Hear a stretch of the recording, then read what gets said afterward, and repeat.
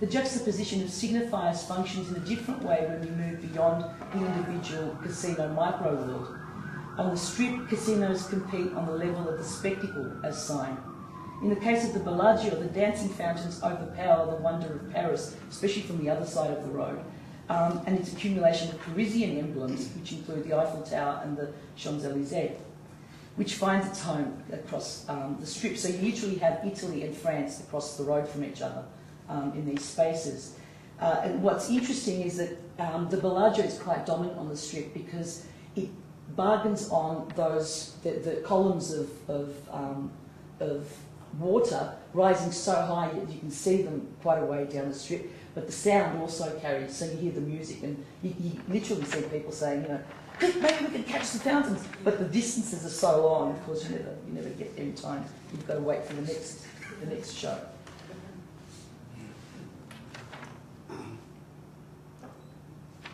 And standing in front of the Bellagio as the fountains perform their magical dances, the view to the right sees the Caesar's Palace Tower dwarfed by the immense columns of water that rocket into the heavens, masking it from view.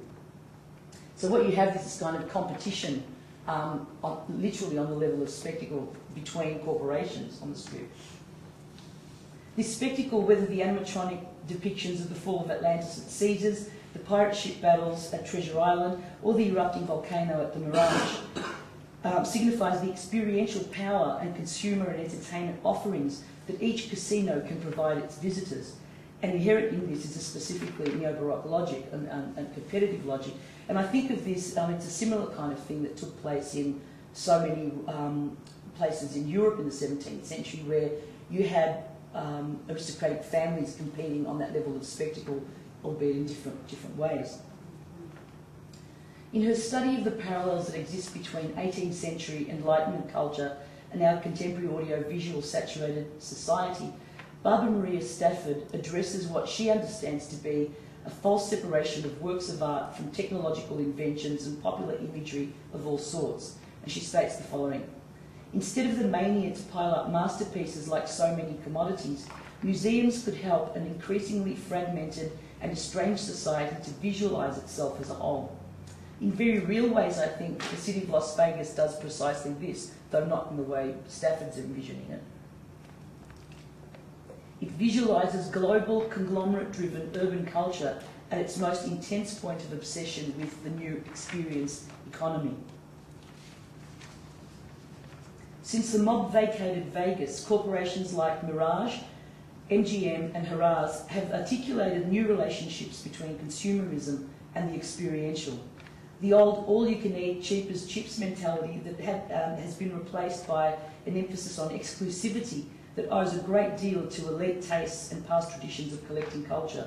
And I think this is evident here in this new style of shop that really Caesars is responsible for initiating, where you've got these imposing, grandiose retail entrances for places like Yves Saint Laurent, Chanel, Tiffany's and Giorgio Armani. These are all shops at the Bellagio.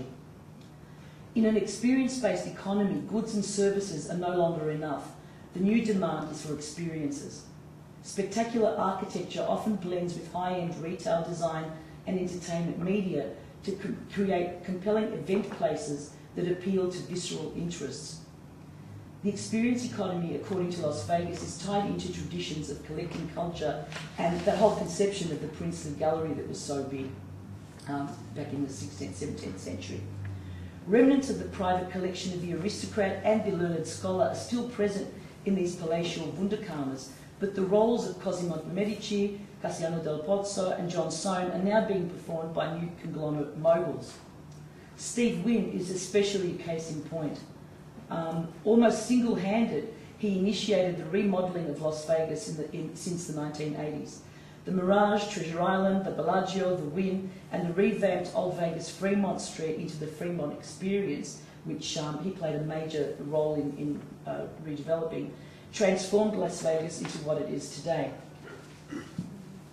The new Vegas moved away from the hotel casino that was second to its spectacular sign on the Strip, and this is the model that Venturi and the other architects celebrated in their book on Vegas in the 70s, into a model that understood the entire space of the casino as part of the experiential spectacle.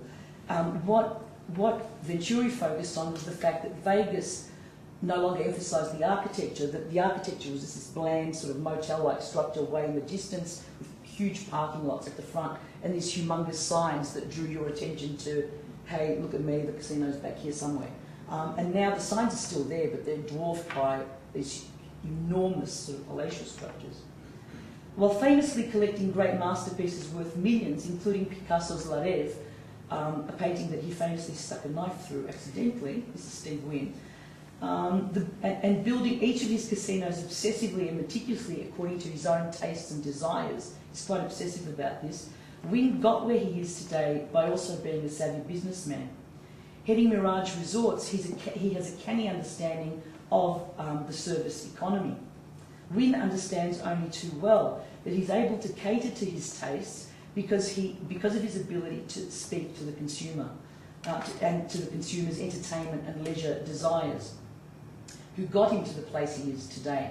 So you get this kind of sort of layering, I guess, where you've got the individual who runs the show and their tastes being specifically catered to. And the Venetian is another case. Steve Adelson fell in love with his wife in Venice. They met in Venice. So he wanted to reconstruct Venice on the Strip. And he was obsessive about every little detail. He had art historians from Venice fly over and consult on the architecture and every detail. And I've got some images of that later on. But at the end, they got to meet that their tastes had to also parallel the needs of the audience.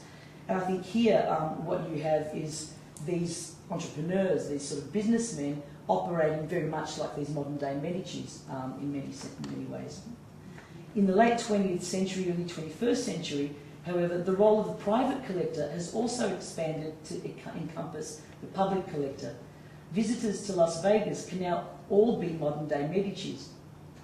In embracing such a move, however, the pansemiotic logic that associates Wynn's accumulated masterpieces, elite retail stores, and palatial abodes with individual and, by extension, corporate power needs to also shift to accommodate the people that Wynn and Mirage Resorts service.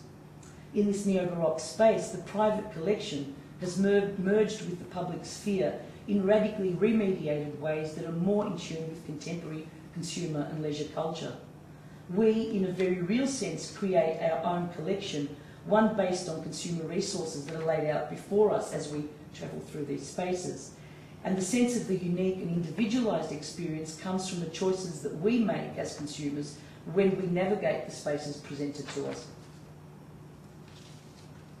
Now, this may include shopping, stopping off at Jimmy Choo's to buy that very special pair of shoes that you just have to have, or going to Sephora to get that special berry-coloured lipstick and that cream with secret ingredients that promise to magically make those wrinkles disappear. Or to go to Bouchon, the restaurant owned by the world-renowned chef Thomas Keller, to collect a fine meal, followed by a collecting that has to do with gambling in one of the gambling halls.